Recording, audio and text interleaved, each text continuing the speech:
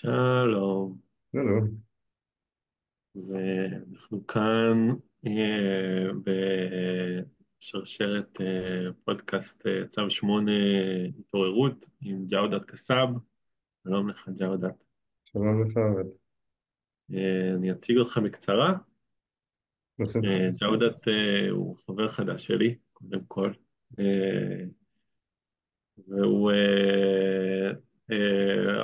actually we said we'll speak in English in the interview, so I'll transition to English just for the convenience of the conversation.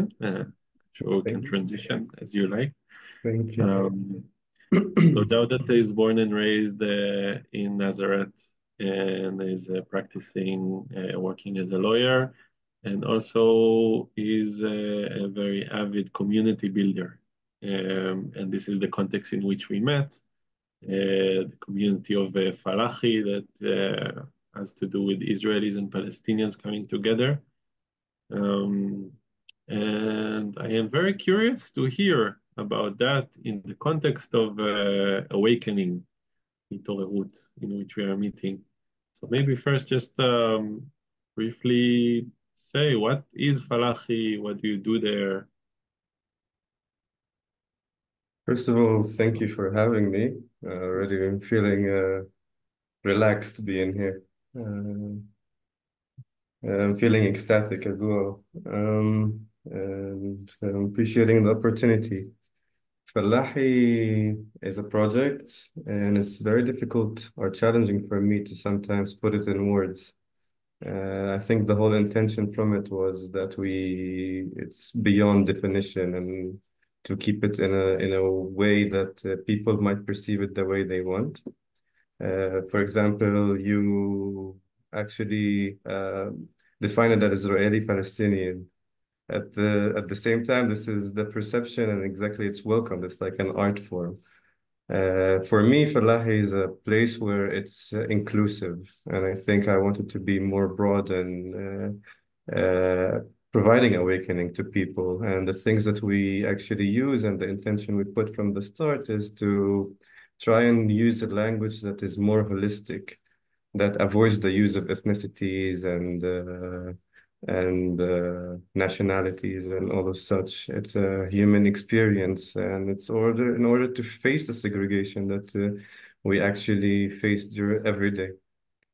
And it's to bring people into a union. I think Falahi is a place of a safer container that people can come to in this binary, polarized world, and see for themselves the complexity and things existing at once at the same time without the need or avoiding the need to cancel each other. I'd like to give it a brief description of Falahi as the peasant, actually the farmer. So the connection and reconciliation with land. And it's a space that embraces the culture of the farmer here in this region. And it's open to everyone that is interested in connecting with it and reconnecting with it, actually. And its aim is to actually try and shed light on oppressive regimes and how they're rooted in our communities, in our different communities and different manifestations. It's done through a lot of workshops, a lot of different tools, and it's led by participatory leadership. So you see 20 team members actually producing these events, producing these programs with a non-hierarchical structure, very horizontal. And it allows, other than the way that we are used to dominate each other and compete against each other, it allows us for all of us to contribute to what the moment actually needs. And it allows for emergence of a lot of creativity and reconciliation and healing, I think. I will stop here, open it for questions if it's okay with you. Yeah, that's great. It was good to hear of this. Kind of helps me understand what we are going through. I wonder, how did you find yourself doing that? And maybe what is your motivation? It's a long story, actually. Sure. I will say briefly about my history, background, and family. Um, I was born and raised in Nazareth. My mom's from Nazareth and my dad's from Al-Fahim. And the great grandfather of mine was from the village El Lajron, which translates into Megiddo. And they had to move in 48 to Al-Fahim. And since then, it affected my life. And I seen my father being a peace activist, actually, nonviolent resistance or justice seeker.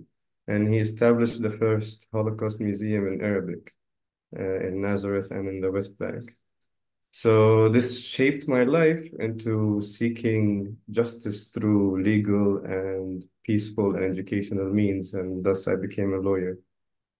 However, at a certain point, I felt the limitation of just this, and I'm now trying to integrate it into more policy, more social change, more grassroots, and to intertwine everything together. And then I met a group of people um, uh, through a love of mine.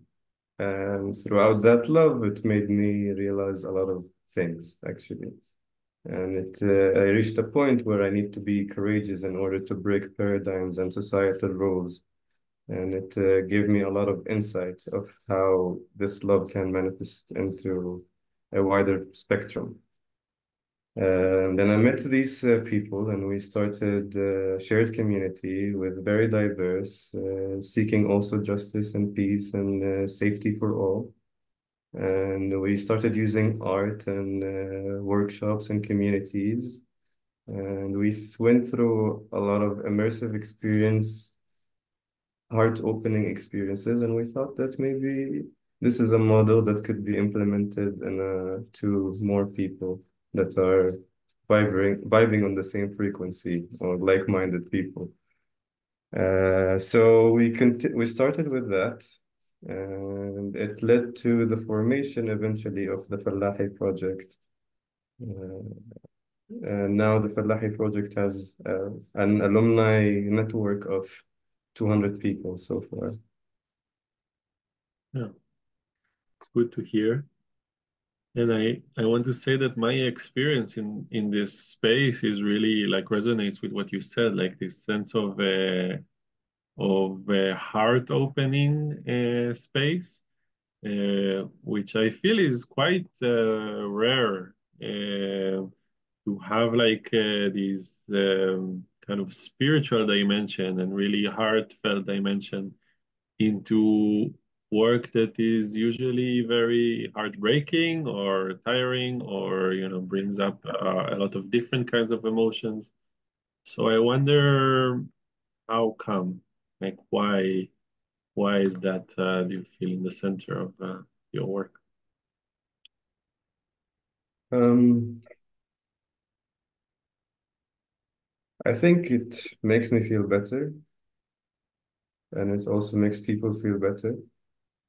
Each time I find myself like thinking about the future, it gets really dark. And I try to remind myself of how serving people and myself and life and being an agent of that is the most important thing. And it's very nourishing. And it's like the feeling of it deals with the separation aspect. And it makes me feel alive. And I see myself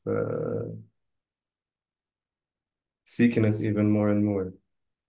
There's this aspect of compassion that is there that opens life to different dimensions that I didn't think would be possible. And I think this is one of the motivations and drives for me to keep going. And yeah. I wonder if you have any like particular examples of that or moments that you felt carried that significance.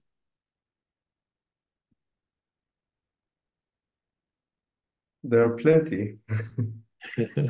I just can't Good. remember at this moment.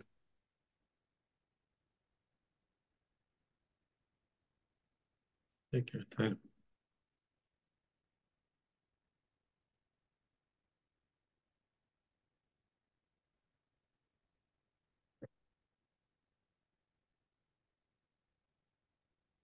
maybe, There, yeah.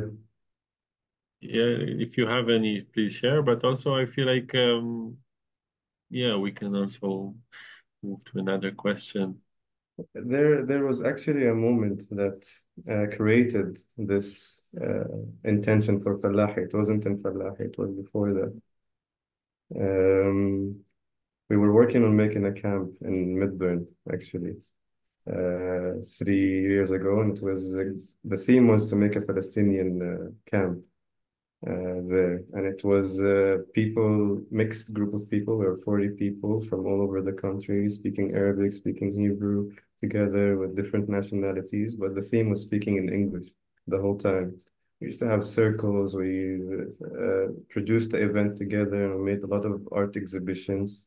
For example, there was a checkpoint, a tower, checkpoint tower, and in the morning it would be an adhan, like a call to prayer for the Muslim. It was carried out by a woman in the morning, so every morning there. And it's the first Palestinian camp in Midburn, between 7,000 people.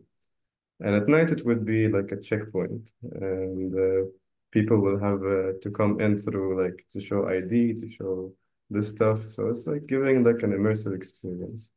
There were shows, there were dances, you come in, you get like the whole Bedouin or Arab or Palestinian hosting, and you have to come in to see everything, and you get to be involved. One of the workshops that we did was to do the March of Return for Palestinians in diaspora in the playa. And the playa is the space where everybody meets, basically. So the Palestinians were white with luggage in their hands, and they painted their colors in white, as in the 48. And they had no place to go home to, whilst the Israelis actually wore black. So we were going through the crowd, and then you see our group of 40 people shaping in an arrow like this, and you would see the color of this arrow, this piercing through the crowd, through cheers and boozes and criticism maybe, or some shock, and you would see the formation of this union, white in the middle, and on the edges it's black. And in the base of this pyramid, you see dots of black and white, black and white. That for me was the first experience of becoming a union and breaking the paradigms, calling for a code for which is a human one. And it's kind of, for me, is like living this is what keeps me going in life. It tells me if I have to choose one polarity, I will have to give up on one of these people, and I don't want to. And bringing this thing towards, I heard a lot of feedback from people that they are seeing this. They could feel it, they could experience it, and it affects their life and it influences their decisions. And it brings them to service of everyone. This is one of it. Yeah, it's really, really sweet to hear. And I feel like I was there like like watching it from the side. I wasn't part of it at the time. And I feel like that it was like you speak of it in this beautiful way. It was quite a radical thing also, like to come into Midburn and to bring all of this frequency of politics, which we usually, feel very different about. Um, and and we are also talking within the context of this war that is ongoing, and really horrible things are happening all around. And so I wonder, yeah, what are the challenges that you feel going forward with this community? The challenges is that usually people, as well as me, get affected really by these triggering forces around us, by the pain.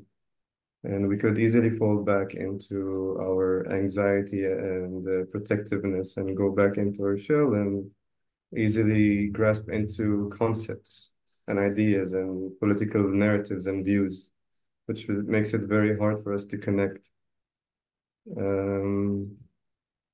So it's very difficult to tell people this is a different space where everything is welcomed. Your feelings are welcomed. It's okay for you to feel whatever you're going through. It's only normal for you to be going through, considering that I don't even know what things you grew up with. And this is your reality. And part of it is trying to transfer to the people that, like, compassion is that I know that maybe the person in front of me will never understand me and my pain, but still I won't wish it upon them. And it's very magical to see how people start from this to there, but we're used to very dominating aspects on how to deal with each other. And when we tackle concepts and politics, it's very difficult. I would give an example. People who grew up under a Palestinian society, let's say, and influences and environmental aspects, they're very scared to be in kibbutzim. So how would you make an event in a kibbutz? Because it's one of the safest spaces and all the events are there. So one of the participatory leadership aspects that we go actually and think about what would make people feel safe. So, and it's an idea of the people who grew up under Israeli societal rule. And they said, maybe we'll put in the kibbutz, we'll put names of the old villages that were there before 48, for example. Was one of the challenges. And it worked. People came. You have an event of 150 people, very diverse. On a personal level, this is an audience level. On a personal level, I had experienced a moment where one of the, I'll call it for the inconvenience Israeli participants, say that I feel like Palestinians don't like me.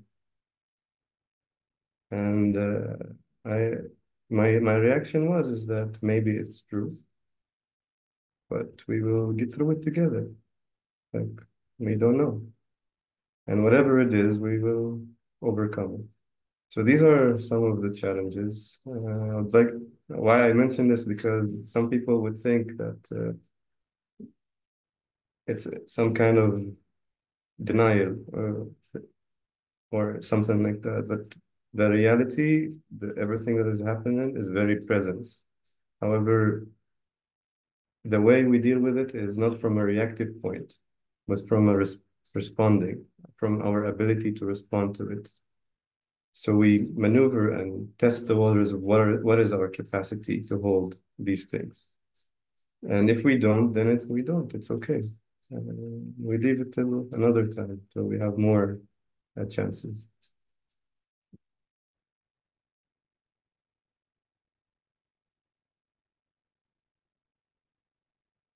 I think you're on mute. Right. Sorry. Yeah. Thank you for that. I feel in a way the delicate practice that is involved of kind of dealing with our identities, our stories, our pain, but also trying to do it on a more kind of personal, emotional level rather than, political or, led by agenda. Mm-hmm. But at the same time, I do feel like there is an agenda toward this. And I wonder,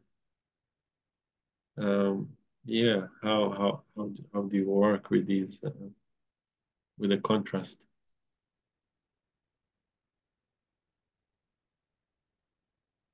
Sometimes people need an agenda to see where we're going, because it's very scary to surrender to the unknown. You don't feel there's an agenda? I think my main objective at each moment is to meet people's needs, like throughout their feelings. Usually when there are feelings, there are needs that are unmet, it provides unpleasant feelings.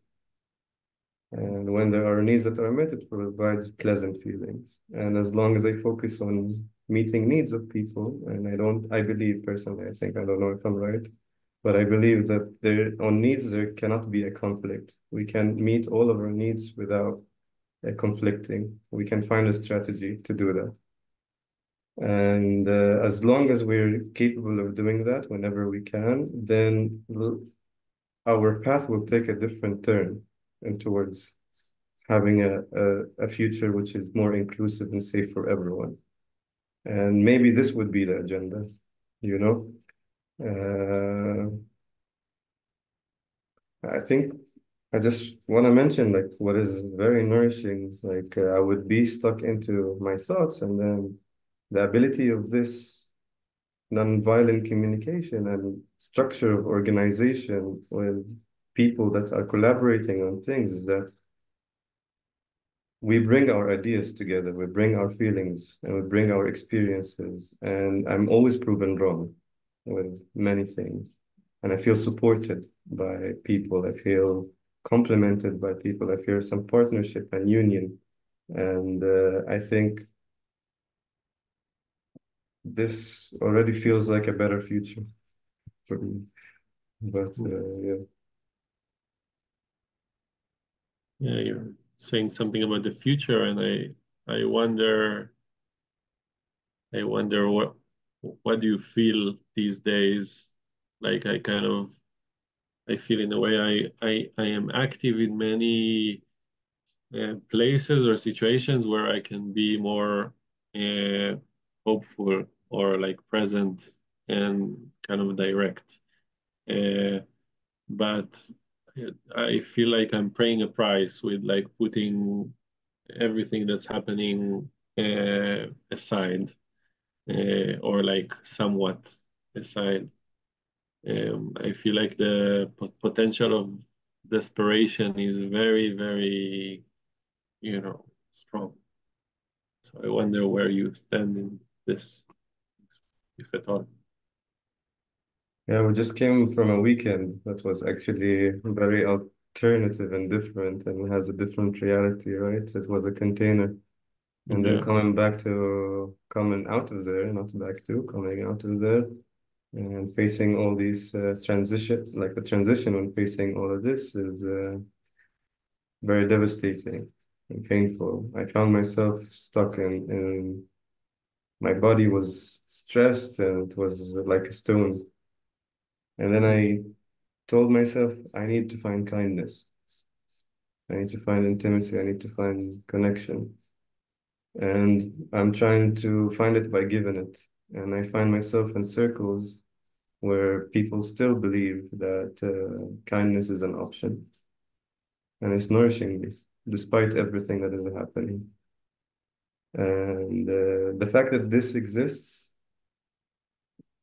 means that there is hope for me, despite everything. And that's the most magical thing. This is the divine thing for me, that people are seeking that despite everything, despite the mainstream, despite what we're being told, despite our paranoia. And it's a matter of radiating this kind of energy, I think. I'm not gonna like act like it doesn't affect us, like it's pretty out there, and brings a lot of existential questions as well. You can't have a normal relationship with someone because you cannot think of 2 days ahead, right? So, yeah. Yeah, I feel like sharing. First of all, that this weekend we've been to the Jordan River, and it was like this really, other world that we shared for a while, and a lot of meaningful experiences there. One was like to hear of the story of a settler from Kiryat Arba, or like former settler of the life that he found himself in, and also like the sense of relationships that are already there, kind of like building and deepening, which to me is really precious. I also feel like um, um, giving space for the fact that by coming to these situations and meeting people that I don't often meet, especially Palestinians, made me realize how much I don't know about the experience of many people that live around me, and I'm just kind of blinded to the depth of fear or anger that can be there. Um, and I'm sure you also met things that you didn't meet before. So I wonder both about that, and also if you would want to kind of share something with I don't know, a broader Israeli audience, as much as like there will be an audience to this. Um, like what do Israelis miss about the situation? Welcome to Fallahi. Second of all, I would talk about my experience in such spaces. Mm, On the 7th of October, one of my friends got צו8, and it was the first time I witnessed what is the feelings that someone who gets צו8 goes through. And this person is well connected to his feelings, so he's not hiding everything. And I love that person. We've been living like in the same area for around 2 months. And then he's going, he can't sleep. It's 2 a.m. I'm sitting next to him. I'm telling him, it's gonna be okay, man. Like, And then he looks at me, his eyes, and this is where I understood that terror that goes through his being right now. And that was eye-opening for me. And I was sorry for his pain, that he has to go through that. And so I was very happy to hug him when he came back, I would say. Despite all the justifications, the drama of thought behind everything, this is where my heart meets his. And I cannot judge anyone for what they do, like they have a plan and there's a reason why they are there, and there's a reason why they're there. But as his friend, I'm very happy to have him and to tell him who I am. Something eye-opening in really seeing someone else's experience. And I know that I'm not the only one who's been experiencing things like this. We have, like, the last weekend was not as normal as we always do, but we have a lot of workshops of storytelling of people like from Gaza, people from the West Bank. And it's also eye-opening for them. I have a playback theater where many people come from the crowd and share their stories, and people reacted for them. So we're trying to reenact this moment every time. Well, so that we are about to finish, so I already want to really thank you for your words. It was really interesting to listen to you Thank and you. to hear of this beautiful project. Thank you for the invitation. Maybe in the final few seconds, you can say what you wish uh, for the continuation of the project. Whatever it may be. Let's see. Thank you. Whatever it may be. Thank you. Well, And thank you for the opportunity. I'm really appreciative of it. Thank you. my See you pleasure. soon. Yes.